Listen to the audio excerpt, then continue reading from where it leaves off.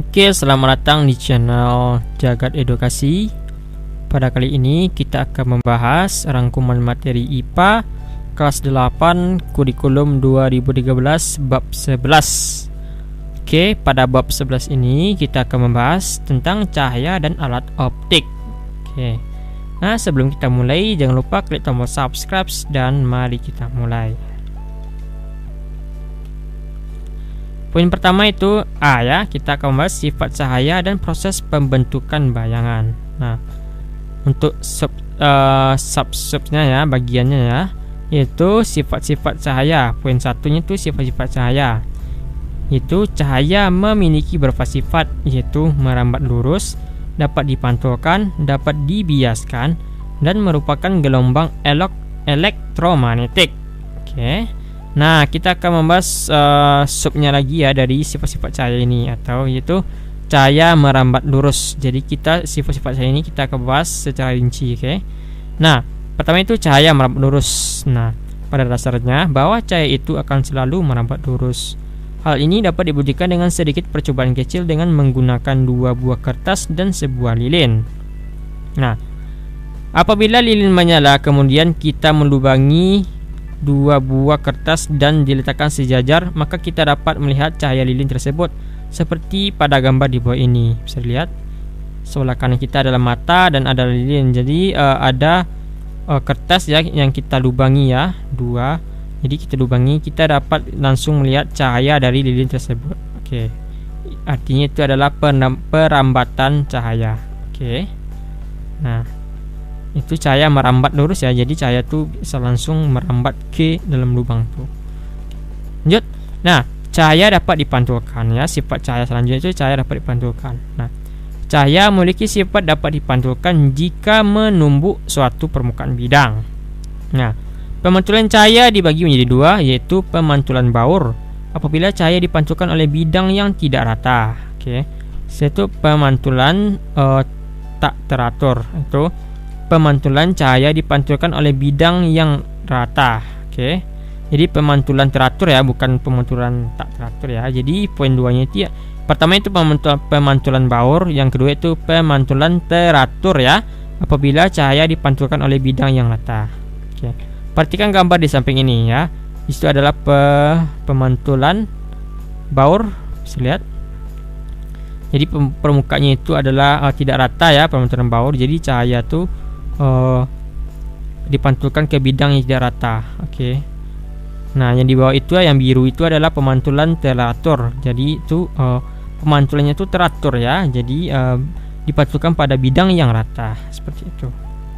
Nah, hal tersebut sesuai dengan hukum pemantulan cahaya yang dikemukakan oleh Snellius.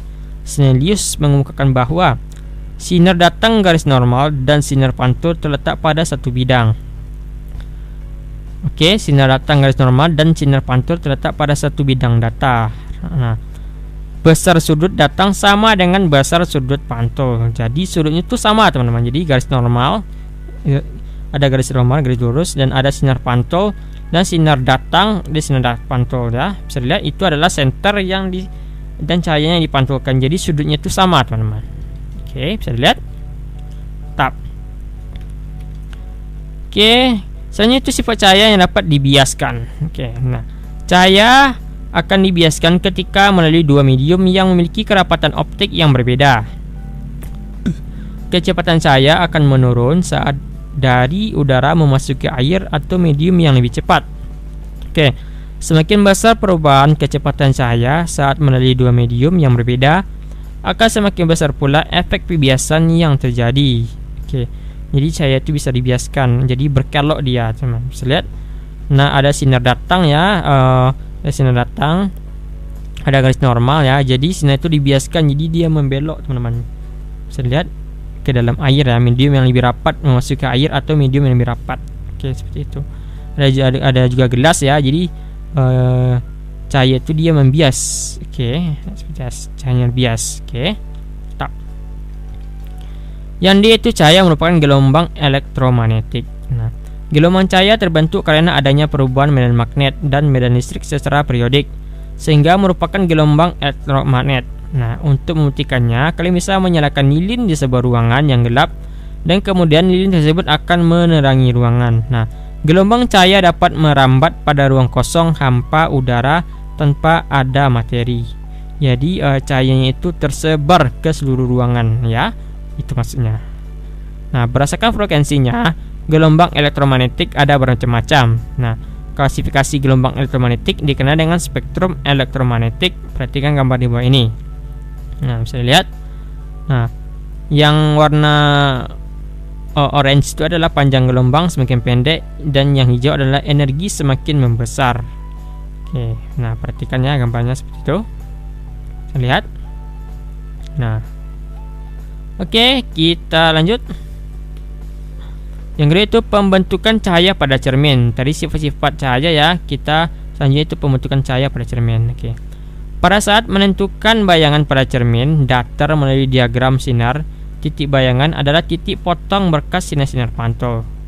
Nah, jadi pada saat menentukan bayangan pada cermin datar melalui diagram sinar, titik bayangan adalah titik potong berkas sinar-sinar pantol. Oke. Bayangan bersifat nyata apabila titik potongnya diperoleh dari perpotongan sinar-sinar pantol dan yang konvergen atau mengumpul. Oke. Sebaliknya, bayangan bersifat maya apabila titik potongnya merupakan hasil perpanjangan sinar-sinar pantol yang divergen atau menyebar. Jadi konvergen adalah mengumpul dan divergen adalah menyebar. Oke. Ya, pembentukan cahaya pada cermin datar. Misalnya poin A-nya ya, bisa lihat. S adalah jarak benda terhadap cermin, dan S pangkat 1 adalah jarak bayang terhadap cermin. Nah, bisa dilihat. Nah, S pangkat 1 adalah sebelah kiri, dan S1-nya itu S1-nya saja sebelah kanan. Bisa lihat, atau jarak benda terhadap cermin itu sebelah kanan. Bisa lihat. Nah, jadi S kuadratnya itu jarak bayangan terhadap cermin. Oke. Bayangan pada cermin datar bersifat maya ya.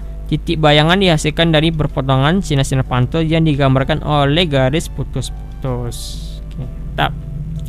Selanjutnya itu pembentukan cahaya pada cermin lengkung. Nah, cermin lengkung adalah cermin yang permukaannya melengkung. Ada dua jenis cermin lengkung sederhana, yaitu cermin silinder dan cermin bola. Cermin bola contohnya adalah cermin cekung dan cembung. Cermin cekung dan cembung irisannya permukaannya terbentuk bola. Oke. Cermin yang irisan permukaan bola bagian mengkilapnya terdapat di dalam disebut cermin cekung. Oke. Penampangan melintang cermin cekung. Saya lihat cermin cekung ya, saya lihat nih. Nah. Oke, cermin lengkung ya, bukan cekung tapi cermin lengkung. Oke.